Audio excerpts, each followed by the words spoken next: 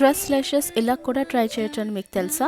దానికోసం lady finger biscuits తీసుకున్నాను and ఇది స్వీట్ అండ్ కండెన్స్డ్ మిల్క్ తీసుకున్నాను, అలాగే ఎవాపరేటెడ్ మిల్క్ కూడా తీసుకున్నాను, లైట్ థిక్ అండ్ క్రీమ్ కూడా తీసుకున్నాను.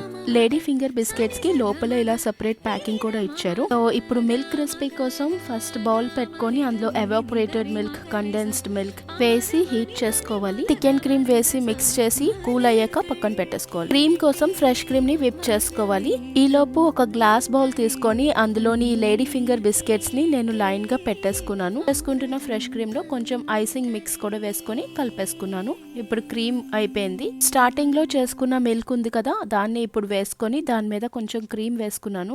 యాక్చువల్లీ ఈ పార్ట్ అవసరం లేదు, బట్ నాకు కొంచెం ఎక్స్పెరిమెంట్లు ఎక్కువయ్యి అలా చేశాను.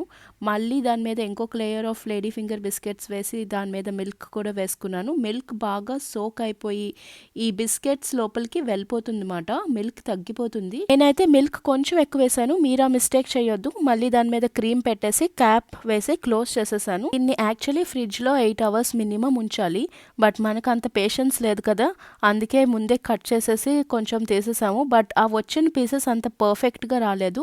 మళ్ళీ కొంచెం సేపు ఫ్రిడ్జ్లో పెట్టిన తర్వాత తీస్తే చాలా బాగా వచ్చింది పీస్ కూడా, ఎందుకంటే మిల్క్ బాగా సోక్ అయింది, చాలా జ్యూసీగా ఉంది. నేను మెల్బర్న్లో స్ట్రెస్ లెషెస్ కోసం చాలా చూశాను, బట్ నాకైతే అంత పర్ఫెక్ట్ సజెషన్స్ ఏమీ దొరకలేదు.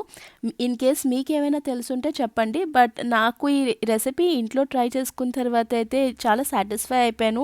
బేకింగ్ అవసరం లేకుండా మనం ఇలా ఇంట్లోనే చేసుకోవచ్చు. Hope you like this video. Thank you.